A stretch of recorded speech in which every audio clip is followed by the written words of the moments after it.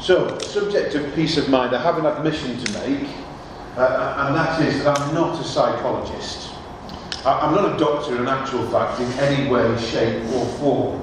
I have no qualifications that give me the right to tell you anything about mental illness, anything about suffering with depression and the mechanics of that, anything about anxiety disorders. I can't explain to you with any great gravitas the medical detail that sits behind all of that. But that's not why we're giving this talk. We're giving this talk because I believe that the Bible has a relevant message to say about how we can cope with all of those things because of what the Bible offers us in our lives today. Very often when we talk about peace, we look to a time in the future when there will be peace, and that's the great hope. That's everything that we hope for when Jesus comes back and there will be peace.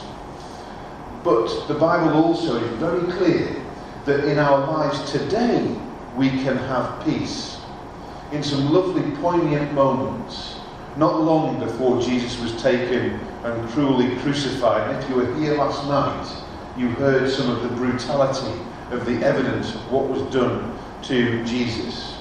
Not long before he experienced that, he had some lovely words for his disciples, and he said, "Peace I give to you, my peace I leave with you. Not as the world gives, give I unto you. Not with measure, not with limits, not with inability to act or to influence or to have effect in people's lives." Just those poignant words, not long before he was taken and crucified. There was peace today for his disciples when he left them. There's peace for us today too. A little further on in those last few moments of Jesus' life, he said, "I've spoken these things to you so that you can have peace. I want you to have peace," he said. And that's really what the subject of tonight's talk is about. And I'm also motivated to give this talk because I struggle with things like stress or depression and anxiety myself. They influence, they have an impact, they're a presence in my life. Nobody's immune to these things, I don't think.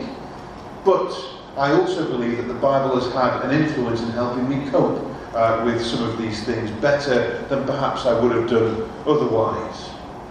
And so I'm not giving this talk from a position of being perfect. Please, you should know enough of me by now, those of you who know me, to know that I'm far from perfect. And that's precisely why I hope that we can learn something together this evening. So when I talk about the subject of peace of mind, I don't know what image that conjures up in your mind as you think about those words. Maybe it's something like this. This lovely glassy lake that reflects beautifully the surroundings around about it. And there in the sort of twilight of the evening is this man crouched looking at the reflection, reflecting on the tranquility of the scene. And maybe that sort of projects into your mind and you think, yeah, actually that's a good image of what peace of mind is like. That clarity, to be able to think clearly, to be able to enjoy creation, to be able to put your life in order, to be able to see things in a nice order.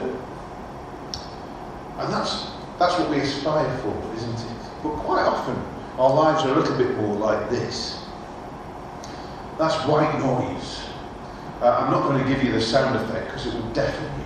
But it's that background noise that exists in our lives. The things that all have a voice, that all have a volume, that all need to be heard, that all want to express their view, that all want to fight to be heard the most and to take all of our attention because they all matter. No, this noise isn't necessarily bad noise. I mean, sometimes it can be, can't it? But sometimes it's great noise. Sometimes it's family, it's wives, it's children, it's relationships. The noise of that in our life, the noise of joy. Sometimes it's other things as well, isn't it? But there it sits in our lives, that noise that's always there, the background. I was going to ask you to throw me some ideas out, and I think I will do that because we all know each other so very well. I'm sure you'll shout out. What type of things contribute to the noise in our lives? Any ideas? Traffic. Aeroplane traffic, yes. Music, yeah, excellent. Anything else? Children. Thus speaks my wife. Mobile phones, yeah. The data age, big data. You're never free. You never have a moment to yourself, do you? Absolutely right. Anything else?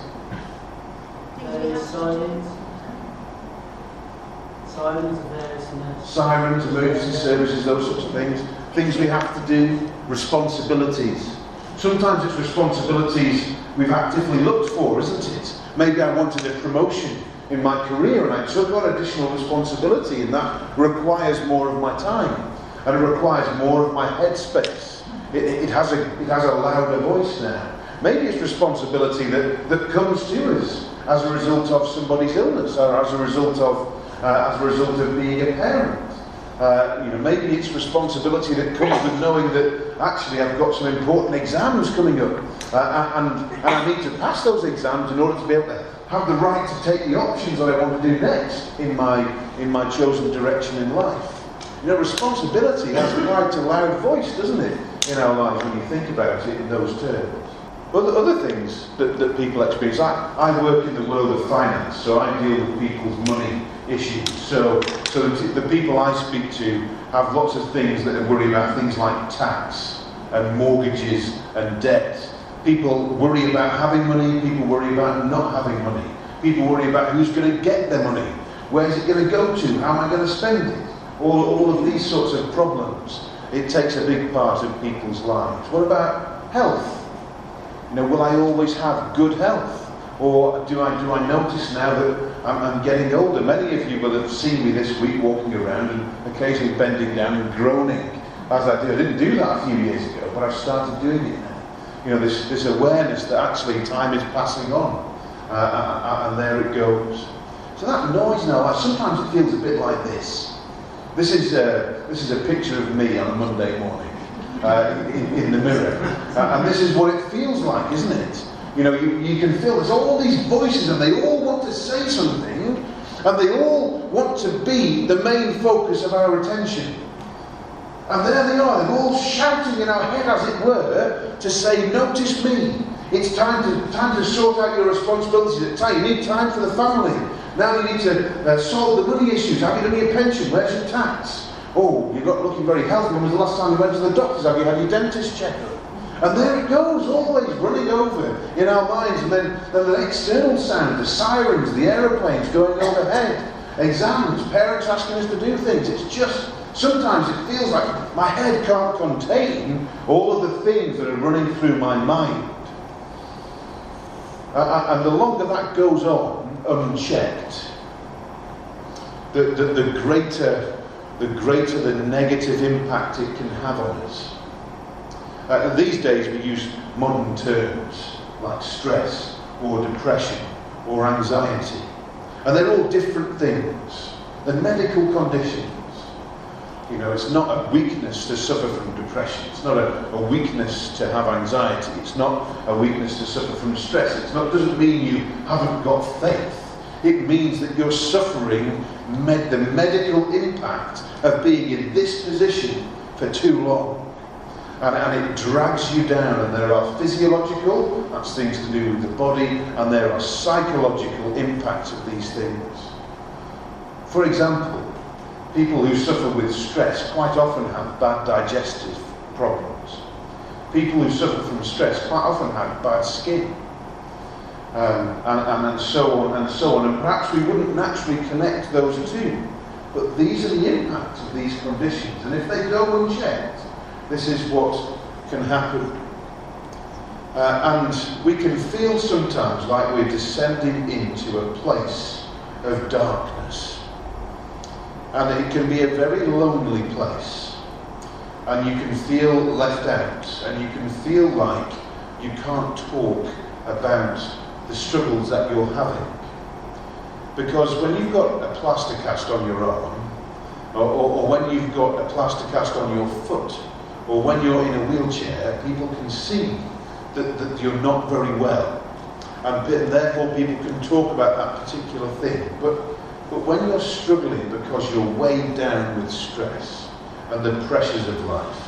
When you're struggling because you're worried about your children growing up in a world that's increasingly ungodly.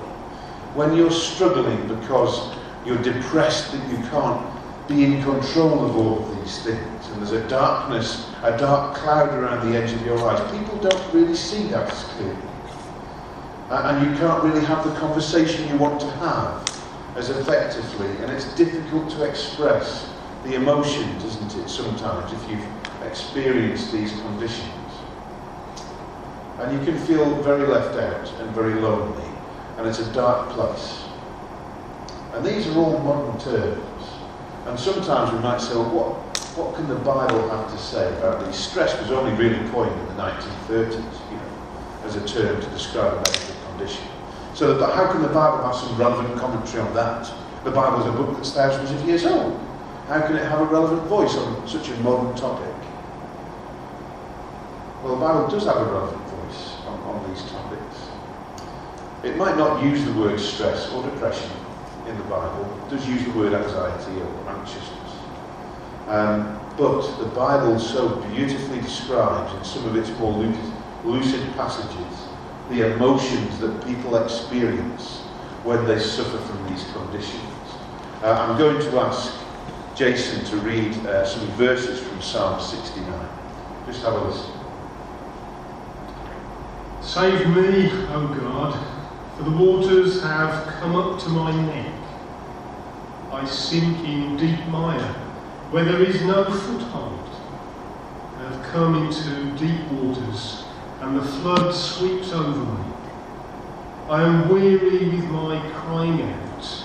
My throat is parched. My eyes grow dim with waiting for my God. More in number than the hairs of my head are those who hate me without cause. Mighty are those who would destroy me, those who attack me with lies. What I did not steal, must I now restore? Listen to the words. This is a psalm. And in the Bible, there's a great section roughly in the middle, poetry. And Psalms is the biggest of those poetry books. And one of the greatest contributors to the book of the Psalms is a man called King David. And this is one of his Psalms. And he was a king. He was a mighty man. He was powerful. He had authority. And he had wealth and he had riches. But these aren't the words of a man who was immune from the problems of having a troubled mind, are they? These are the words of a man whose mind is addled. It's confused, it's upset, it's anxious, it's stressed, maybe even depressed. I sink in deep mire. I can't get out. I feel like it's closing in around about me. And this psalm actually, David wrote his psalms about things he really experienced. And he wrote this psalm about a time when his own son was trying to take his throne off him. All right, there's family problems. There's family problems. And he wrote this psalm. And he felt like he was sinking. And he felt like he was lost. Listen to these words from Psalm 31. Be gracious to me, O Lord, for I am in distress. My eye is wasted from grief, my soul and my body also. For my life is spent with sorrow, and my years with sighing. My strength fails because of my iniquity, and my bones waste away. Because of all my adversaries, I have become a reproach, especially to my neighbours, and an object of dread to my acquaintances. Those who see me in the street flee from me. I have been forgotten like one who is dead. I have become like a broken vessel, for I hear the whispering of men, terror on every side, as they scheme together against me, as they plot to take my life. Thank you, Jason. Words again, I'm forgotten like a dead man. And when you're struggling with an illness of the mind, whether it be depression or stress or whatever, you can feel like that. You can feel like people just ghost past you, or that you don't exist, that you're in a room and nobody notices you. You can feel completely lost, like a broken vessel, worthless. You feel worthless. Who's going to use a broken vessel? Can't mend it. I'm just forgotten. People see me on the street and gosh, there's Nathan. I'll walk on the other side. I'll not speak to him because I don't know what to say. I can't say anything. How do I deal with his problems? Can't. So I'll ignore him and walk away, and I feel lost. I feel like I'm dead. I'm living in the tombs, as it were. Nobody has time for me. And also in there, did you hear in the sort of paranoia of thinking that everybody is talking about me, but nobody is talking to me. Everybody is plotting against me, but nobody is straight to my face. People are lying about me. People are spreading falsehood about me. And I feel like everybody is against me. It's all working against me and I can't solve it. And when you get into the depths of stress, that's exactly what it feels like. That's exactly what it feels like. But there's something else about both of those passages. Did you notice it? What was the silver lining in both of those passages? Well, maybe I'll help you. Listen to the rest of Psalm 31.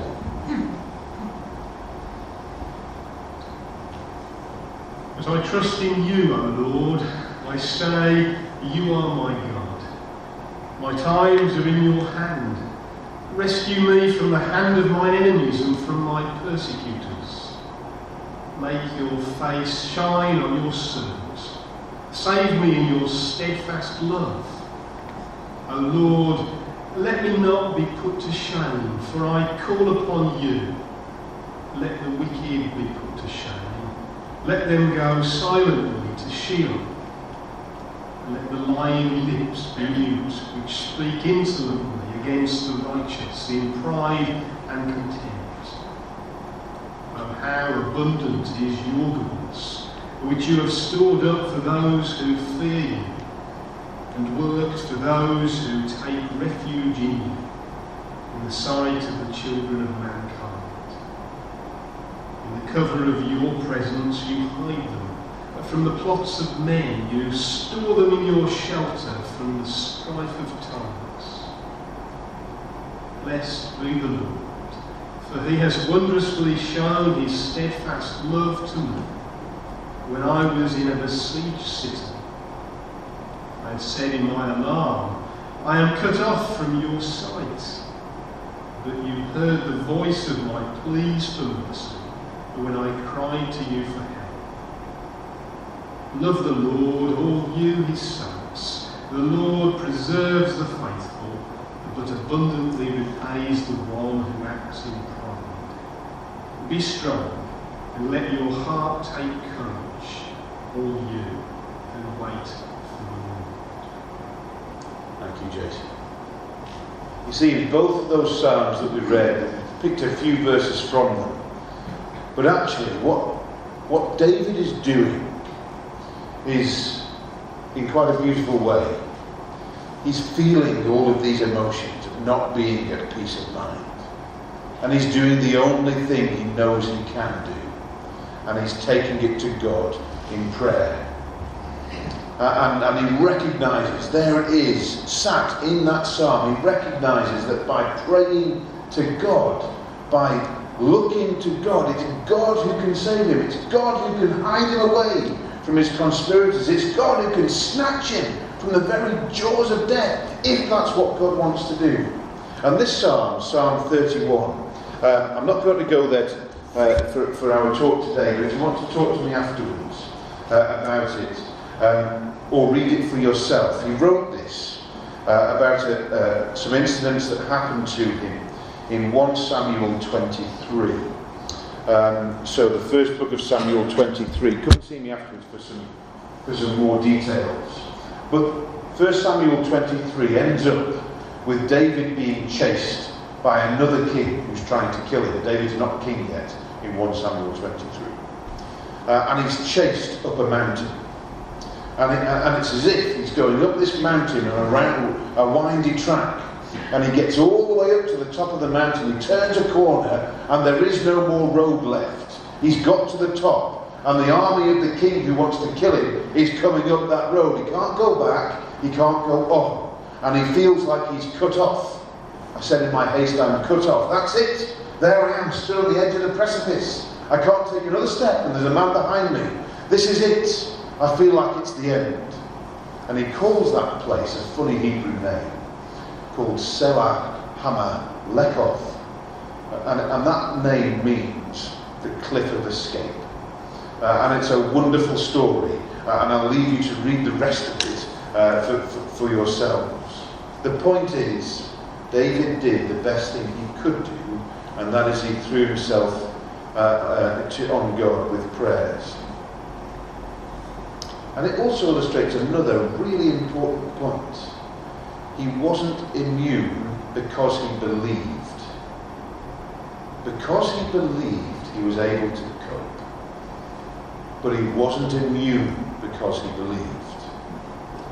There's a lovely verse here from Isaiah, who is a prophet in the Old Testament, and his 26th chapter. That bit highlighted in blue. Thou wilt keep him in perfect peace, whose mind is stayed on thee, because he trusteth on thee. It doesn't say you will keep him safe from all the troubles of the world. It doesn't say that. It says you will keep him in perfect peace. And that's very important.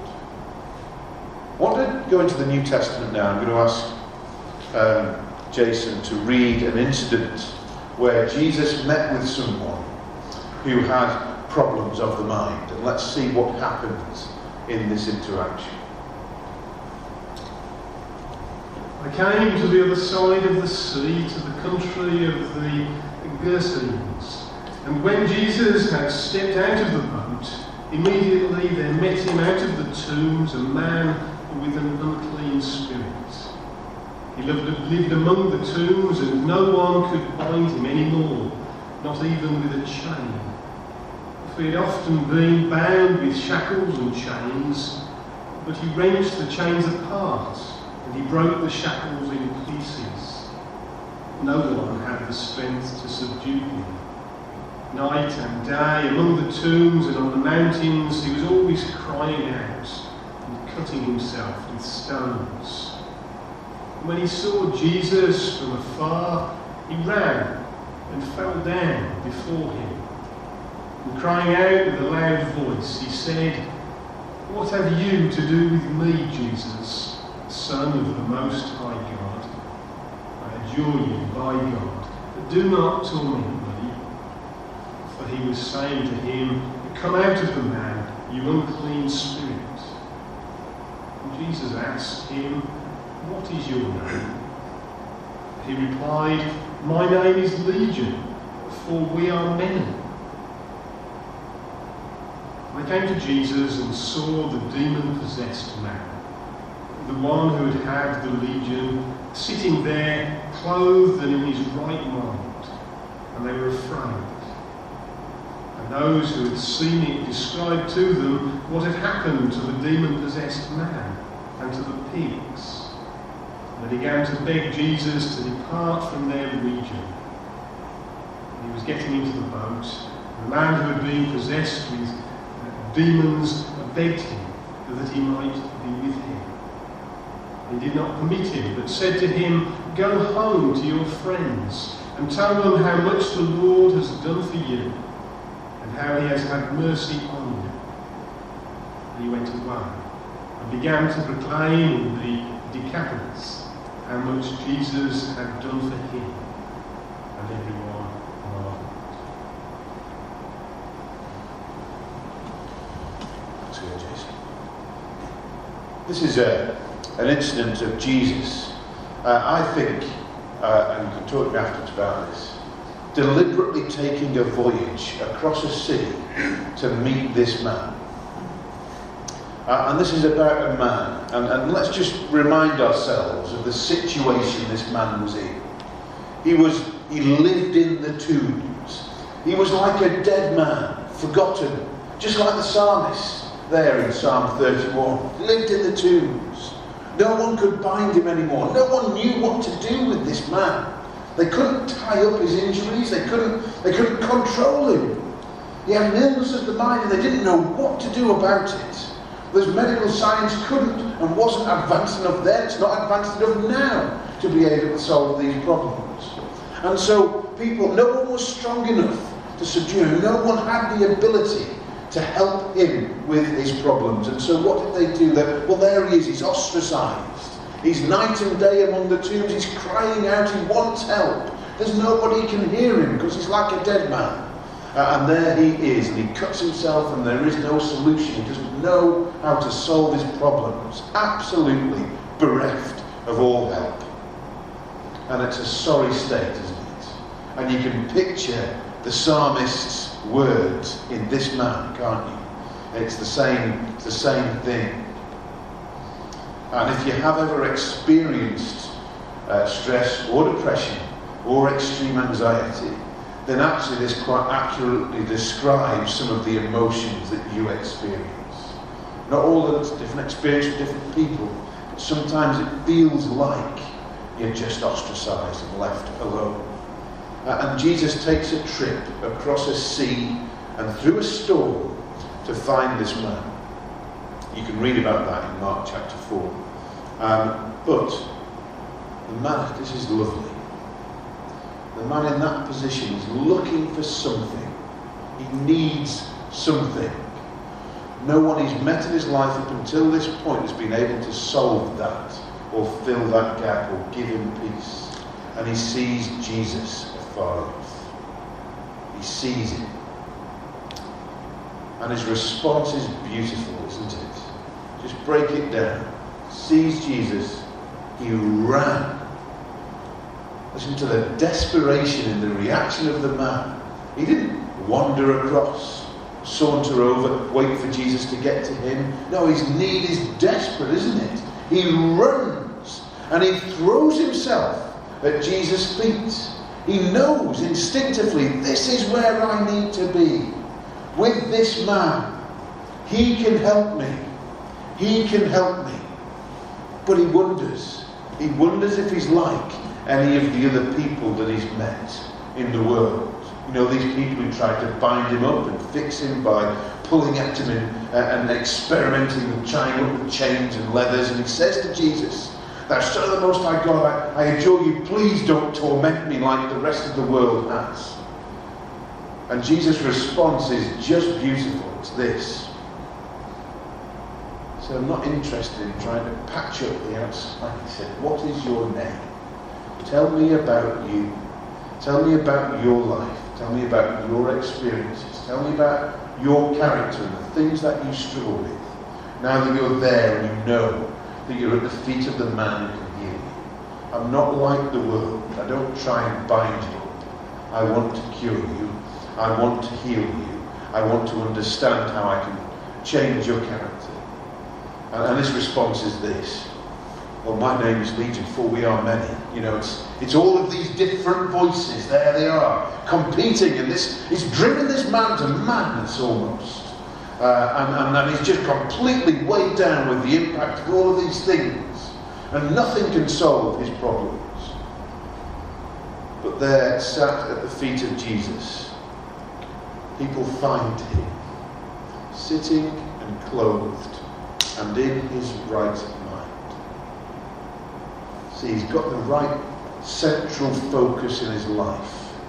The single loudest voice that he hears right now is the voice of the man he's kneeling in front of, who's asking him about him and his life and his character and his needs, and is tender and is gentle and has the power from God to heal and to come into his life and to change it.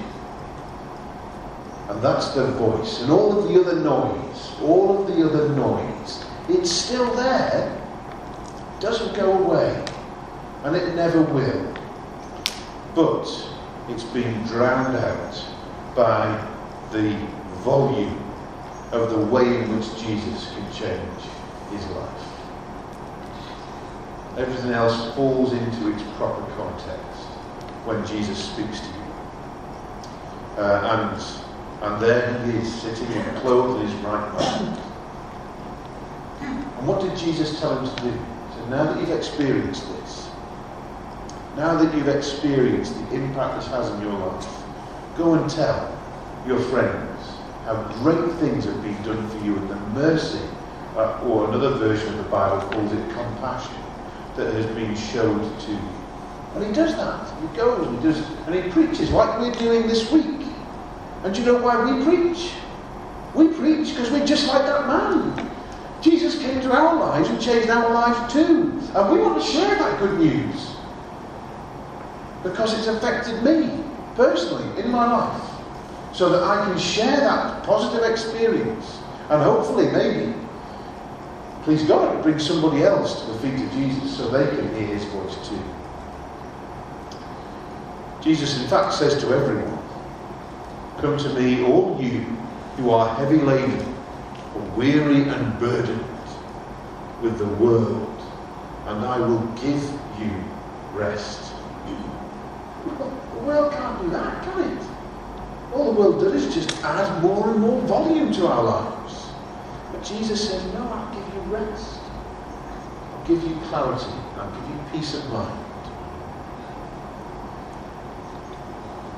And again, we're having, in this example, I think there are a couple of points that are really important to make. Jesus also suffered this challenge of getting the volume levels in his mind right. And he did struggle with that.